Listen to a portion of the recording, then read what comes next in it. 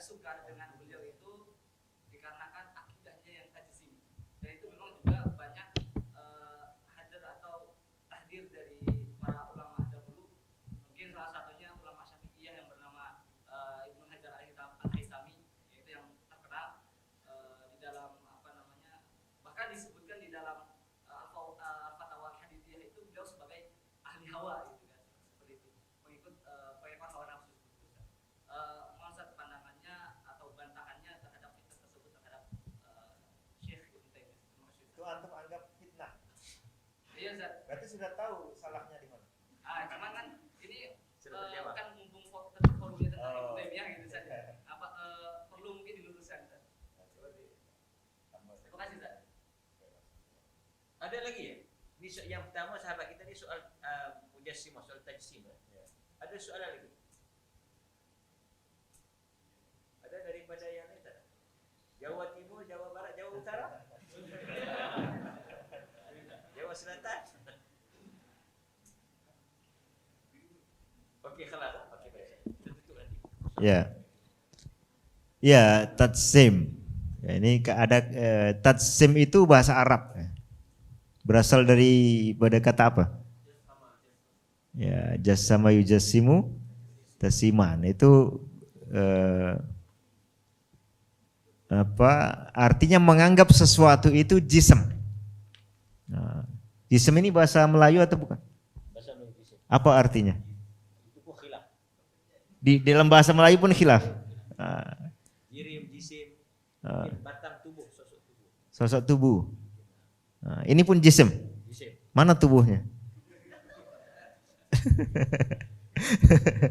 Udara nih jism tak? Ada tapi tak nampak. Ada tapi tak nampak. Tapi bisa dirasa. Bisa. Ini tubuhnya bisa dirasa. Air ini jism atau bukan? Ruh kita itu jism atau bukan? Jisim. Jisim. Terus apa beda jismani dengan rohani? Nah, jadi ada problem di pengertian atau definisi jisim itu apa? Ya, you bilang ini mujassim. Oh, jisim itu apa? Belum jelas. Jadi sesuatu yang belum jelas istilahnya, ya ada perbedaan atau tidak konsisten dengan definisi, kemudian digunakan untuk memvonis seseorang bahwa dia menganggap Allah itu jisim. Nah, ini perlu kita jelas. Jadi pertama secara lafal atau pengertian dasar ya, mujassim itu dalam tema akidah adalah orang yang menganggap Allah itu apa? Jisim. Jadi dia mengatakan Allah itu jisim. Mengucapkan Allah itu jisim atau punya keyakinan bahwa Allah itu jisim walaupun dia bukan dengan ungkapan seperti itu. Bukan dengan ungkapan jisim, tapi dengan ungkapan lain yang dianggap mewakili makna daripada jisim. Jadi kita lihat di semua buku Ibnu Taimiyah beliau tidak pernah mengatakan Allah itu jisim. Ada biasanya fitnah ya. Fitnah ini bahasa Arab atau apa? Buhtan terjemahnya. Jadi tuduhan yang palsu. Saya pernah baca kitab nama Al-Kashif As-Saghir li Aqidati Ibnu Taimiyah. Ya, ditulis oleh seorang tokoh di Yordan namanya Said Faudah. Ya. Al-Kashif As-Saghir li Aqidati Ibnu Taimiyah itu artinya judul kitab itu adalah Al-Kashif itu apa bahasa kita? Penyingkap ya. Nah, kitab ini ingin menyingkap, disebut kecil untuk meremehkan Ibnu Taimiyah. Artinya dia menganggap kalau diungkap lebih jelas akan jadi jilid panjang. Nah, saya bikin sedikit aja lah, tapi sudah cukup untuk menjatuhkan Ibnu Taimiyah. Mungkin seperti itu. Jadi pengungkap akidah Ibnu Taimiyah. Kalau ingin membuat sesuatu yang menyingkap akidah seorang tokoh, datangkan perkataannya, datangkan ininya, baru kemudian nilai. Seperti itu ya, yang benar. Kemudian ada kutipan yang dinisbatkan kepada Ibnu Taimiyah yang pertama waktu itu di buku itu. Dia mengutipnya dengan salah. Itu sebenarnya ungkapan yang dikutip oleh Ibnu Taimiyah ya, dari orang lain di dalam buku Bayan Talbisil Jahmiyah ketika masih dicetak dalam dua jilid, ya, terbitan Syekh Ibnul Qasim kalau tidak salah, belum yang 10 atau 8 jilid itu. Ya. Itu ucapan dari kalangan Mujassimah, ya. Atau ucapan dari orang yang menisbatkan qaul itu ke Mujassimah bahwa ma min maujudin illa jisman au qaiman bijismin. Itu dianggap sebagai ucapan Ibnu Taimiyah. Padahal kalau kita baca halaman-halaman sebelumnya, itu Ibnu Taimiyah mengutip dari yang lain. Ketika pertama apabila dia mengutip dari Ibnu Taimiyah, mengutipnya pun palsu. Ucapan orang, ya, tadi Ibnu Taimiyah itu nafasnya panjang kalau nulis. Jadi kadang tulisan berhalaman-halaman, ya, itu bukan ucapan Ibnu Taimiyah, itu mengutip dari orang lain, baru kemudian nanti dinilai atau dianalisis. Nah, ini salah satu bentuk fitnah, nah, tadi ya, fitnah yang ada seperti itu. Nah, yang kedua, jadi dalam semua buku saya bisa jamin, saya bisa garansi, nanti silakan teman-teman cari, ya, beliau tidak pernah mengatakan Allah itu jism. Bahkan juga tidak mengatakan Allah itu laisa jisman. Artinya beliau menolak istilah itu. Ya. Karena Allah sudah punya nama, sudah punya sifat yang banyak di Quran dan Sunnah. Kenapa kita dipusingkan, dipeningkan dengan istilah jism atau bukan jism ini? Itu sama-sama tidak pernah digunakan. Seandainya di Quran itu ada kosakata yang mewakili jism atau mewakili laisa jisman, ya, mewakili bahwa Allah itu jism atau bukan jism, ya kita gunakan istilah yang ada di Quran itu. Karena lebih terjamin, ya, lebih terjamin kebenarannya dan konsistensinya. Nah, ini yang pertama. Yang kedua, orang mengatakan, Ibnu Taimiyah tidak bilang Allah itu jism. Tapi Ibnu Taimiyah bilang Allah itu A, B, C, D, yang itu adalah maknanya jism. Nah, kembali tadi, makna jism apa? Ini belum tuntas, belum jelas makna jism itu apa. Jadi, apakah air ini jism? Sudah agak ragu-ragu. Apakah udara ini jism? Sudah ragu. Kalau udara ini bukan jism, berarti tidak semua yang ada di alam ini jism. Ya. Pengertiannya tidak jelas, tidak menunjukkan bahwa itu adalah alam. Kalau roh itu bukan jism, nah, maka juga pengertiannya tidak menunjukkan bahwa semua yang ada di alam jism atau sifat dari jism. Karena itu kalau kita baca misalnya dalam kitabnya Abul Hasan al-Asy'ari, ya, dalam Maqalat al-Islamiyin, dan itu kitab yang jelas-jelas valid nisbatnya, ya, diatribusikan ke beliau menyebutkan ada namanya tokoh Hisham Ibnul Hakam. Ini tokoh yang dikenal sebagai mujassim. Beliau dari kalangan Syiah yang pertama, dan ketokohannya di Syiah diakui sampai sekarang. Itu mendefinisikan jism, dia mengatakan Allah itu jism. Ya. Tapi definisi jism menurut beliau adalah syai'un pertama. Kemudian maujudun. Ya. Kemudian qaimun bin nafs. Syai'un itu artinya sesuatu. Maujudun itu sesuatu yang ada. Ya, ada wujudnya. Ya, bukan tidak ada. Kemudian qaimun bin nafsi itu artinya sesuatu yang mandiri, apa bahasa di kita. Jadi tidak menempel atau disandang oleh yang lain. Saya misalnya bisa kata kita punya botol, ya, punya botol nih. Botol ini ada warna, kemudian ada bentuk, ya, ada ukuran panjang, kemudian ada dingin atau panas, ya, dingin atau panas. Ini sudah minum dingin dan panas? Belum, ya? Kalau saya katakan panjangnya botol ini, ya, panjangnya botol ini itu sesuatu atau bukan sesuatu? Sesuatu, ya. Panjangnya botol ini ada atau tidak ada? Ada, ya. Karena botolnya ada maka panjangnya adalah. Tapi panjangnya botol ini mandiri atau tidak mandiri? Tidak mandiri, karena dia hanya ada ketika botolnya ada dan dia disandang oleh botol. Maka kita katakan panjangnya botol. Ya, dia disandarkan saja ke botol. Sementara botolnya inilah yang menyandang sifat panjang. Nah, Hisham bin Hakam itu mendefinisikan jism, definisi yang nomor 3 adalah yang mandiri ini. Jadi misalnya botolnya itulah jism. Adapun yang lainnya itu sifat-sifatnya, ya, atau bagian tidak terpisahkan dari jism. Nah, sekarang dengan 3 definisi itu, apakah Allah itu syai'un, sesuatu? Hah? Allah itu sesuatu atau bukan sesuatu? Ragu-ragu? Kul ayyu syai'in akbaru syahadah kulillah. Berarti Allah itu disebut sesuatu. Baca di Sahih Bukhari itu ada judul khusus bahwa Allah itu sesuatu.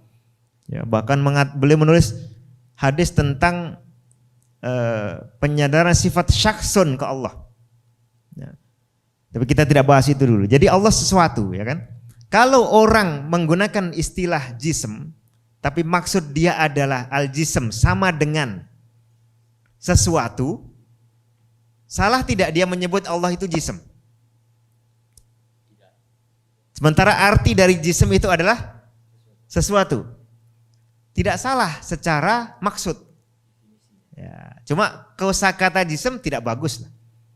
Kalau dia mendefinisikan jism sebagai syai'un maujud, ya, atau sebagai al-maujud, salah atau tidak dia mengatakan Allah itu jism? Tidak salah secara makna, ya, sama seperti dia mendefinisikan jism adalah qaim bin nafs. Apakah Allah itu qaim bin nafs? Ya, ini disepakati. Nah, ini problem pertama. Jadi waktu itu Hisham bin Hakam maksud dia itu. Ya. Lalu ada tambahan-tambahan lain, definisi lain yang sebetulnya tidak valid, tidak otentik dari Hisham bin Hakam. Ya, biasa disebutkan dari Ibnu Rawandi, kemudian dinukil dari satu mutakalim ke mutakalim lain yang mengatakan jism ini Allah itu jism dan ukurannya sekian itu tidak valid, ya. Tidak ada data yang cukup kuat. Ini pertama. Lalu ada orang lain lagi, definisi jism bagi dia bukan hanya sesuatu atau sesuatu yang ada atau sesuatu yang mandiri, bukan itu, ya. Tapi definisi jism bagi dia adalah al-murakkab. Nah, sesuatu yang apa? Disusun, tersusun. Al-murakkab kalau kita pahami secara maksud umum itu sesuatu yang dirangkai, ya, disusun. Macam orang bikin karangan bunga. Ini ada satu bagian, ada bagian lain digabung. Nah, apakah Allah jism dalam arti itu? Jelas bukan. Ya, kalau jism maksudnya seperti itu, maka disebut jism jelas sesuatu yang salah karena Allah tidak pernah ada yang merangkainya, ya, ataupun dia dipandang bisa berpisah-pisah. Nah, ini jadi ketika kita ingin menganalisis, ya, orang yang mengatakan Allah itu jism atau bukan jism, tanya dulu apa maksudnya. Karena ini bukan istilah yang permanen, ya, bukan istilah yang stabil yang di antara para penggunanya sendiri beda-beda. Di Malaysia ada kosakata benda, ya, benda. Apa arti benda itu? Kalau di dalam bahasa Malaysia, ini benda atau bukan? Benda. Saya punya misalnya, saya punya ilmu. Ilmu saya ini benda atau bukan benda? Saya punya ucapan. Nah, saya ada benda nak cakap sama awak. Nah, ini ucapan saya ini benda atau bukan benda? Ucapan. Ya, benda atau bukan? Saya ada benda yang ingin nak cakap awak. Ya. Benda itu kalau dalam, saya tak paham pasti ya, tapi saya rasa kalau di bahasa Malaysia, benda itu artinya sesuatu atau perkara. Atau perkara dalam bahasa Indonesia. Ya. Ucapan Allah itu perkara atau bukan perkara? Amrun atau bukan amrun? Amrun, syariat Allah itu amrun. Kalau di bahasa kita, katakanlah bahasa Perlis, ya, kita dalam bahasa kita, amrun itu benda, maka salah atau tidak kalau saya bilang sifat Allah itu benda atau kalamullah itu benda? Tidak salah. Karena maksud kita dari benda itu adalah sesuatu atau perkara atau hal. Itu. Jadi kalau definisi kita itu cocok, ya, dan merupakan terjemahan dari kosakata Arab yang benar, yaitu amrun atau syai'un, atau ini, maka tidak salah. Nah, mirip seperti itulah. Tapi kalau antum datang ke Indonesia, benda itu khusus langsung terbayang di sini sesuatu yang seperti ini, fisikal. Ya, definisi fisik ini juga panjang. Kalau fisik itu apa? Ya, apalagi sekarang dianggap materi ini kalau dibedah, diurai, sebetulnya di dalam itu banyak kosong. Ya. Atom itu ada elektron bisa beredar karena ada banyak ruang kosong. Ya, lalu intinya hanya kecil, intinya ini dibedah lagi banyak kosong lagi. Ya, seolah-olah materi ini sebetulnya bukan benda padat, lebih rumit lagi. Tapi intinya adalah ya, sebuah istilah itu harus kita pahami dulu apa maksud dari orang yang mengucapkannya. Nah, jadi ini terbantah dari dua sisi. Dari sisi pertama Ibnu Taimiyah sama sekali tidak pernah mengatakan Allah itu jism. Bahkan beliau menolak istilah itu, menolak istilah jism atau bukan jism. Karena kalau bukan jism, katakanlah dibilang ya Allah atau sifat Allah itu bukan benda. Nah, benar tak kalau misalnya kalam Allah itu bukan benda? Kalau definisi benda adalah yang syai'un atau perkara atau ini, tentu salah. Nah, maka tidak perlu menggunakan kosakata itu. Tidak dipakai pula di Quran, di sunnah tidak ada, di ucapan sahabat tabi'in pun tidak ada. Ya, apa perlunya? Tidak perlu. Baik dalam rangka mengatakan jism atau bukan jism. Ya, tinggalkan istilah itu, kita gunakan istilah yang memang ada di Al-Quran. Ya, misalnya Allah itu somadun. Nah, somadun itu artinya tidak punya, artinya sempurna, zat maupun sifatnya, sehingga tidak bisa terpecah-pecah, tidak bisa keluar masuk, tidak seperti tadi teori filsafat itu kalau melahirkan itu berarti ada sesuatu bagian dari zatnya yang keluar. Nah, as-samad itu makanya tidak bisa seperti itu. Nah, kita gunakan saja Allah as-samad. Kemudian tidak perlu ada perdebatan panjang sekian abad. Ya. Lalu kemudian kita katakan lam yakun lahu kufuwan ahad. Allah tidak ada taranya, tidak ada bandingannya. Sudah cukup. Ya, tidak perlu bilang laisa jisman, laisa aradun, la samaan wala hajaran wala syajaran misalnya, gitu ya. Nah, ini sikapnya Ibnu Taimiyah yang sebenarnya. Jadi beliau tidak pernah mengatakan Allah jism, ya. Bahkan beliau bersikap menolak istilah yang pertama tidak ada gunanya, yang kedua memunculkan perdebatan-perdebatan tidak perlu, lalu yang ketiga istilah ini sendiri maknanya belum pasti, belum jelas di antara para penggunanya. Jadi secara lafal jelas bukan mujassim, ya.